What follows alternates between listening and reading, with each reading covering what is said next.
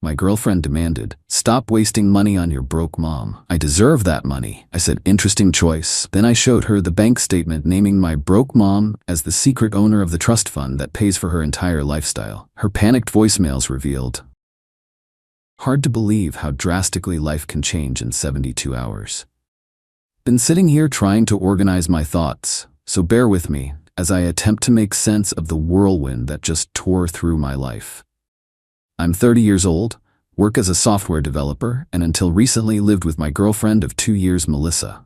I'm reasonably comfortable financially, though I've never been flashy about it. My mom raised me with solid Midwestern values: work hard, stay humble, help others when you can. Speaking of my mom, she's the absolute cornerstone of my life. Single mother who raised me after my dad died when I was 6. She worked 3 jobs at one point: waitressing mornings, bookkeeping afternoons, and night shifts at a gas station on weekends. I remember waking up to handwritten notes with little drawings because she'd already left for work but wanted me to feel her presence. Somehow she still made it to every school event that mattered, usually exhausted but always there. When I got a scholarship to college, first generation on my mom's side to attend, she cried for hours. Then she picked up extra shifts to help with expenses the scholarship didn't cover. She never complained, not once. Just kept saying how proud she was. After graduation, when my career started taking off, my first priority was making her life easier. I convinced her to cut back to just one part-time job at the local library, which she loves. I cover her major expenses: rent on her modest apartment, utilities, medical insurance. She fought me on it initially, stubborn as always, but I wore her down by framing it as paying back my student loans to the Bank of Mom. That background is important to understand what happened next.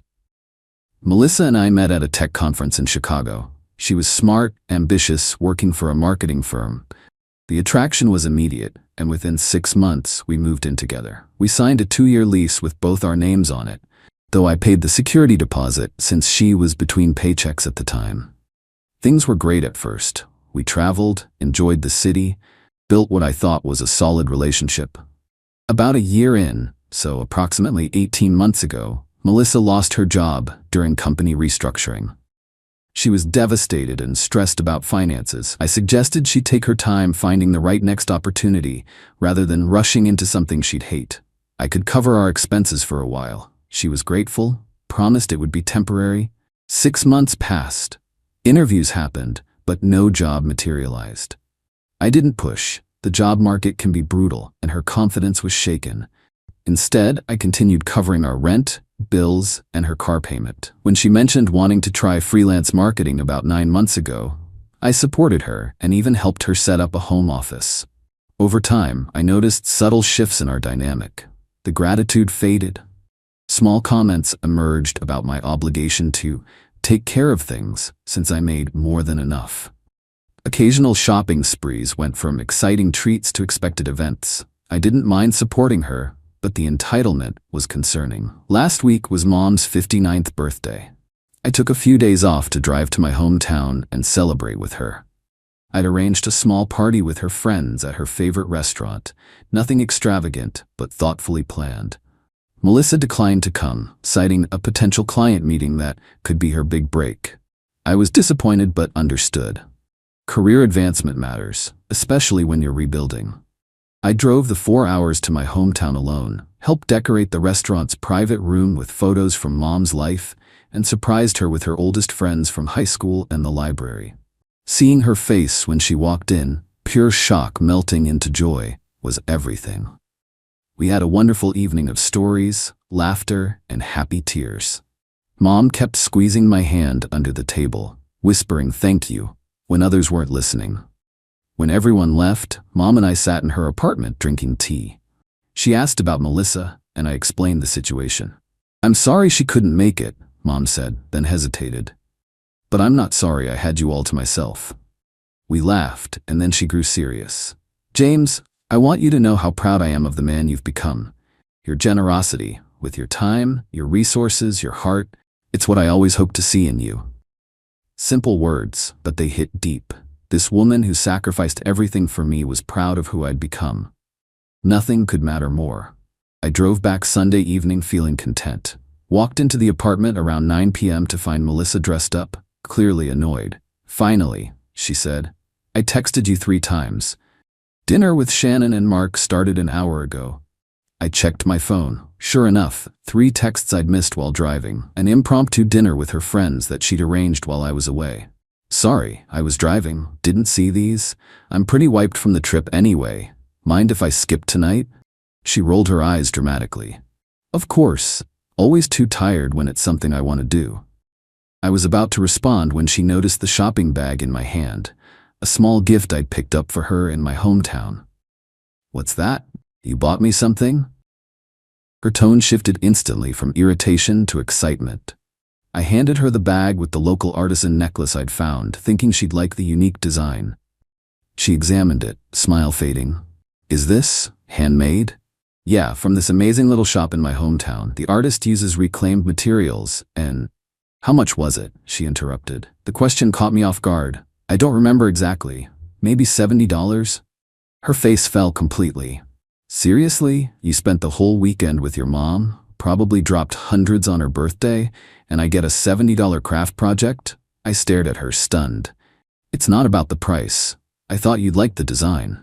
"Well, I don't," she said, dropping the necklace back into the bag. "You know what would be a nice gift? Covering my credit card this month. It's a little high." Something in her cavalier tone set off warning bells. "How high?" "Just over 5,000. I almost choked. 5,000? On what? She waved dismissively.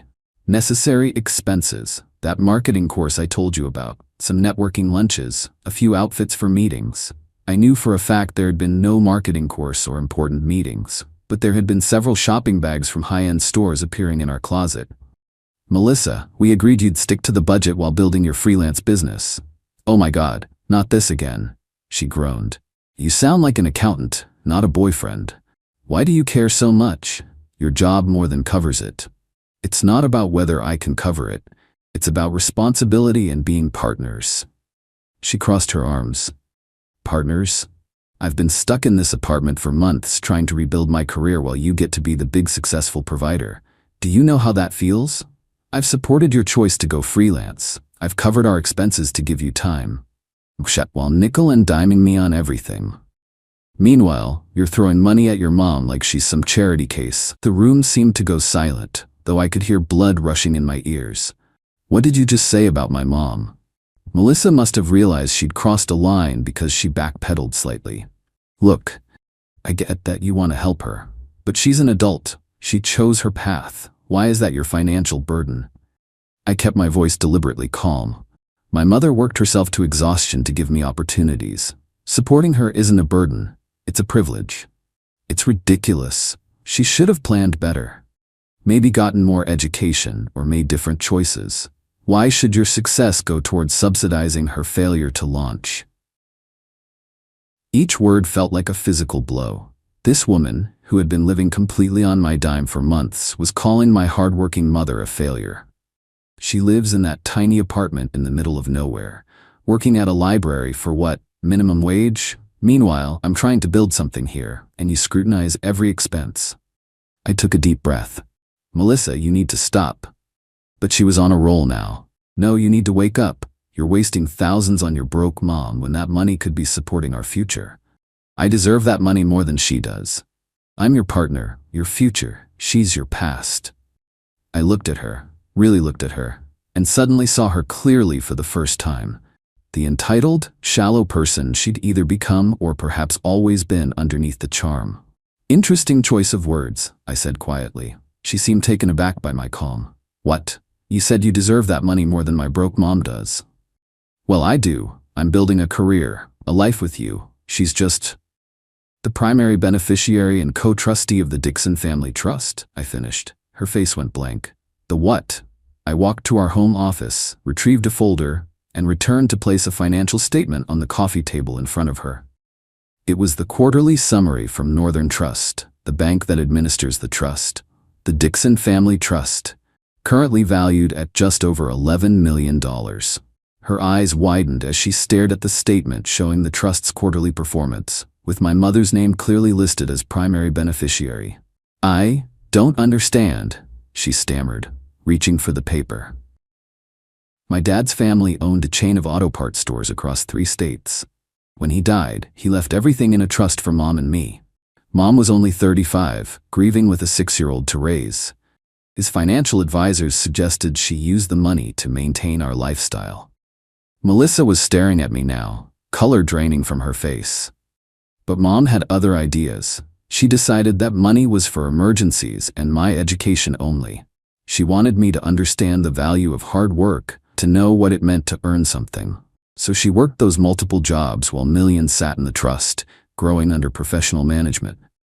But your apartment, your car, they're nice but not flashy? That's intentional. The trust is professionally managed by Northern Trust, but Mom has final say on distributions as primary beneficiary. I'm the secondary beneficiary, which means I'll inherit the trust eventually. When I finished college, the trustees started giving me a monthly stipend. Enough to be comfortable but not extravagant. Around $5,000 a month, which is why I can support both you and contribute to my mom's expenses. I paused, then added, the condition was that I live within a reasonable budget and use any extra to help others. The rent I pay for her apartment, her insurance, all of that, it comes from my stipend, which she could cut off tomorrow if she wanted to. But she never would, because she trusts me. Melissa sank onto the couch, the financial statement trembling in her hands. So all this time, my broke mom has been the one who ultimately controls the money that's been supporting you during your career transition. I let that sink in for a moment before continuing. Every month, I send Mom and the trustees the household budget breakdown. Rent, utilities, groceries, and yes, support for you during your career transition. Mom approves it all because she trusts my judgment and values my happiness.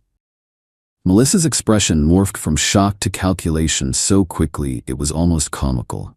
"James, I had no idea. You never told me." "No, I didn't, because Mom raised me to value people who value people, not people who value money. I do value people. I value you." She reached for my hand, but I stepped back. "You just said my mother is a failure who doesn't deserve my financial support. You said, and I quote, 'I deserve that money more than she does.'" I was upset. People say things they don't mean when they're upset. I shook my head. "No, I think you meant exactly what you said. You just wouldn't have said it if you'd known she controlled the purse strings." The realization that she had spectacularly miscalculated seemed to hit her all at once. Her eyes darted around as if looking for an escape route. "I need some time to think," I said. "I'm going to a hotel tonight. I'd like you to start making arrangements to move out." "Move out? You're kicking me out? Over one comment?" "Not over one comment. Over the person those comments revealed you to be. You can't just kick me out. My name is on the lease too. I'm not illegally evicting you. I'm telling you our relationship is over. And since the lease is up for renewal in 2 months anyway, we need to start making arrangements. I'll contact the landlord tomorrow about the options for one of us to take over the lease individually or for both of us to terminate early." I packed a small overnight bag while she followed me around the apartment, alternating between apologies, justifications, and accusations that I'd trapped her by not disclosing the family finances. As I headed for the door, she grabbed my arm. "At least tell me which hotel. We need to talk this through." "No, we don't," I said, gently removing her hand. "I'll call you tomorrow after you've had time to process this." I drove to a nearby hotel, checked in, and turned off my phone. I needed space to think, to process the shocking glimpse I'd gotten of the person I'd been building a life with. In the morning, I turned my phone back on to find 27 missed calls and 16 voicemails from Melissa. I steeled myself and started listening. The first few were tearful apologies. I didn't mean it. I was stressed about money. Please come home so we can talk. Then they evolved. You deliberately hid your family's wealth from me. That's a form of dishonesty too, you know? By voicemail 7, she'd shifted to bargaining. I've been thinking about what happened. I should have been more sensitive about your mom. She seems great, really. Maybe we could visit her next weekend? I'd love to get to know her better. The 10th message took a darker turn.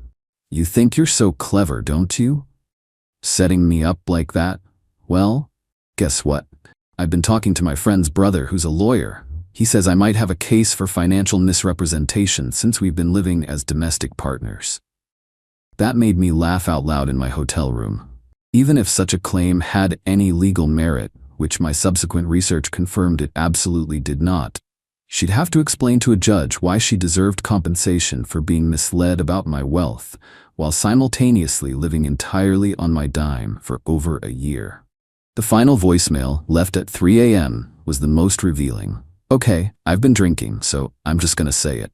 Yes, I said some awful things about your mom. And yes, if I'd known she was loaded, I obviously wouldn't have said them. But that doesn't make them untrue.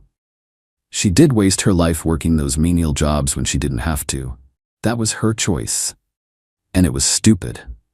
Just like you're being stupid now, throwing away what we have over some misplaced loyalty to mommy. Call me back when you grow up and realize what you're losing. I deleted the voicemails, checked out of the hotel, and drove home with complete clarity about what needed to happen next. The apartment was empty when I arrived, though Melissa had apparently left in a hurry. Drawers were open, items scattered. On the kitchen counter was the artisan necklace I'd given her, along with a note. Keep your cheap gift. I'll send you an address for where to forward my mail. I didn't change the locks. I know tenants' rights well enough to understand that would be illegal since her name was on the lease. Instead, I called our landlord, explained that we were breaking up, and inquired about options. Since our lease had only 2 months left, he was amenable to either of us taking it over individually or both of us terminating early without penalty if we could find new tenants quickly. I then called the trust's financial advisor to update them on the situation and ensure Melissa couldn't somehow access any trust information. The advisor assured me that all information was secure and suggested I review my personal bank accounts and credit reports just to be safe. Then I called my mother. "Hey, sweetheart," she answered, warmth in her voice. "How are things with Melissa? Did she like her necklace?" I took a deep breath. "Mom, I need to tell you something." I recounted everything, Melissa's comments, my revelation about the trust, the voicemails. Mom listened quietly, only sighing once when I described Melissa calling her a failure. When I finished, she was quiet for a moment. Then, "I'm so sorry, James. I know you cared for her." "I thought I did," I said, "but I don't think I ever really knew her." "Some people show their true selves slowly," Mom said. "You didn't do anything wrong by seeing the best in her." I just keep thinking about what she said, that you wasted your life working those jobs. Mom chuckled. "Oh, honey, those jobs gave me purpose during the darkest time of my life. They put me in control when everything felt chaotic. The trust was a safety net, yes, but the work gave me dignity. I'm not ashamed of a single day I spent serving others." That's my mom, turning even the harshest criticism into a lesson in dignity. "Besides," she continued, "how else would I have met all my wonderful friends? Or shown my son the value of hard work? Money in a bank account doesn't teach character." We talked for another hour, Mom gently helping me process my grief over the relationship while never once saying, "I told you so," though she'd expressed reservations about Melissa from the beginning. Before hanging up, Mom said something that's been echoing in my head ever since. The right person won't need to know about the trust to treat both of us with respect. It's been 3 weeks now. Melissa and I have communicated only through email about the logistics of separating our lives. She's found a new apartment and will be moving her remaining belongings this weekend when I'll be conveniently out of town. The landlord has already approved me to take over the lease on my own. I received one final text from her last week. "I'm sorry for what I said about your mom, but I'm not sorry for wanting more than a boyfriend who hides his wealth and lives like he's middle class. We could have had an amazing life if you weren't so hung up on proving you're not privileged. Good luck finding someone who's okay with your weird family money issues." I didn't respond. There was nothing left to say. Yesterday, I contacted the director of the library where Mom works. After ensuring there would be no conflict of interest, since Mom is not involved in financial decisions for the library, I arranged to establish a dedicated fund through the library's 501c3 foundation, specifically for the children's reading program she's been trying to get off the ground for years. The director was thrilled and asked if I'd like to be present when they shared the news with her. I declined, but asked if I could call later to hear how it went. When the director called back, he was laughing. "Your mom was speechless. I've never seen her like that. When she finally found her words, she immediately asked if this was your doing." "What did you tell her?" I asked. I stuck to the script that the donor wished to remain anonymous but wanted to honor someone who taught them that true wealth is measured by how much you give, not how much you have. "And?" She said, "That sounds exactly like something my son would say.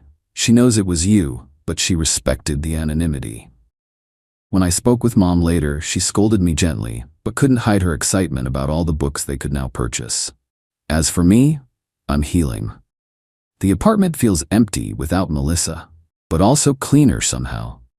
Like the air has been cleared of a subtle toxin I hadn't realized I was breathing. I've been reflecting on what I want in a partner, someone who values the things that truly matter, who would love my mother not for her bank account, but for the extraordinary heart that made her work multiple jobs to teach her son about dignity and perseverance. Money reveals character, both when you think someone has it and when you think they don't. I learned that lesson the hard way, but Mom would say, those are the lessons that stick. So that's where things stand. A relationship ended, but my eyes were opened. Sometimes the most painful revelations are also the most necessary ones. And Mom's reading program starts next month. I'll be driving back to see the first session. Some things are worth more than all the money in that trust fund. Like the smile on my mother's face when a child discovers the magic of reading, guided by the woman some would call broke, but who has always been the richest person I know. Update. Thank you all for the kind words and support. Many have asked questions, so I'll try to address the common ones. 1.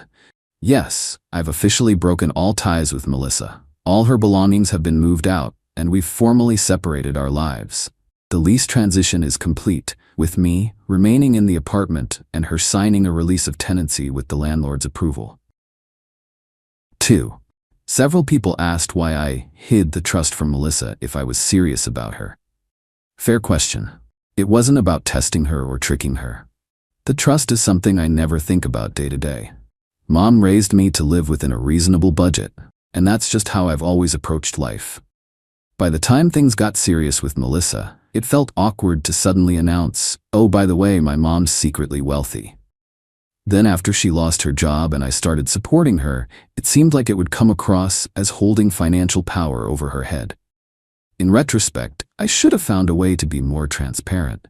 But honestly, her reaction to my mom's supposed poverty told me everything I needed to know about her character.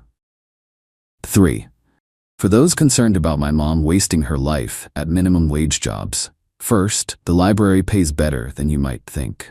Second, and more importantly, she's doing what she loves.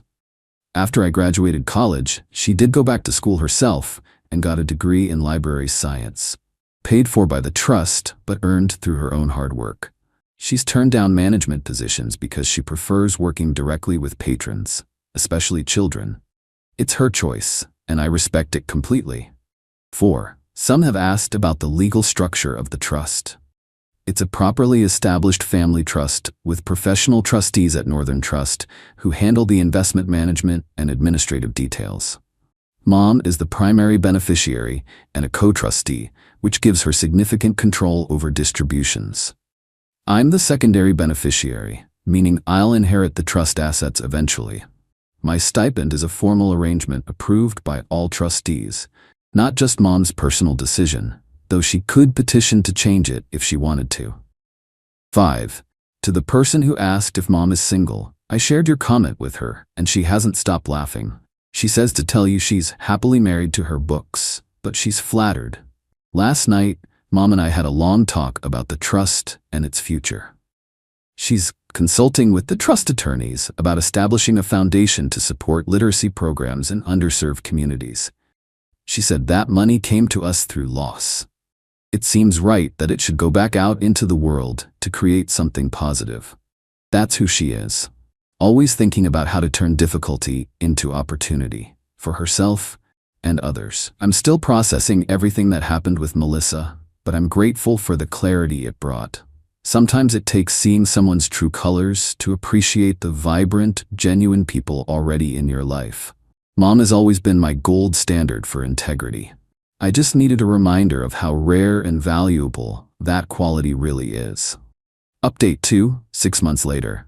Life has taken some unexpected but wonderful turns since my last update. The library's reading program has been an enormous success, with enrollment triple what Mom expected. She's absolutely in her element, and the local paper even did a feature on her, though she insisted on highlighting her colleagues rather than taking credit herself. That's Mom for you. On the personal front, I've started dating someone new in the most unexpected way. Remember that donation to the library? Well, it turned out the children's book illustrator they hired with part of those funds was a woman named Sarah. She and Mom hit it off immediately, bonding over their shared love of classic children's literature. After hearing about Sarah for weeks, Mom casually mentioned that she'd be in the city for a medical appointment, routine checkup, all fine, and suggested we all get dinner. I saw through her matchmaking immediately, but agreed because, well, Mom's judgment and character has proven to be pretty reliable. Sarah turned out to be thoughtful, creative, and completely down to earth. We connected over our similar upbringings. She was also raised by a single mom who worked multiple jobs. On our second date, I took her to my favorite hole-in-the-wall taco place, and she insisted on splitting the bill despite my protest. "I'm doing well with my illustration work," she said. "I don't expect to be subsidized." I nearly proposed on the spot. 4 months in, things are going wonderfully. I finally told her about the trust last month. Her reaction? She frowned slightly and said, "Does this change anything about who you are or how we relate to each other?" When I said no, she shrugged and said, "Then it's just information, not a defining feature." Then she went back to sketching designs for her next book. As for Melissa, I heard through mutual friends that she's engaged to a real estate developer she met just 2 months after our breakup. Her Instagram, which I admittedly checked once, shows her flaunting a massive diamond ring and posing in front of his luxury cars. I genuinely hope she's found what she's looking for. Mom met Sarah's mother last weekend when we all went to see Sarah's illustrations featured in a children's book exhibit. The two of them disappeared for hours, deep in conversation, while Sarah and I explored the rest of the museum. Later, Mom pulled me aside and whispered, "She was raised right. You can tell everything about a person by the parent who shaped them." I couldn't agree more. Every day, I'm grateful for the mother who taught me that true wealth has nothing to do with a bank balance and everything to do with how you treat the people around you, especially those who can do nothing for you in return. The trust continues to grow, as does Mom's vision for using it to support literacy and education. She's bringing me more into the planning process now, working closely with the trustees and attorneys to ensure everything is properly structured. She understands that someday it will be my responsibility to continue the legacy of giving. But her greatest gift was never the money. It was showing me, through her own quiet example, how to recognize genuine character in others. That's a lesson worth more than any trust fund.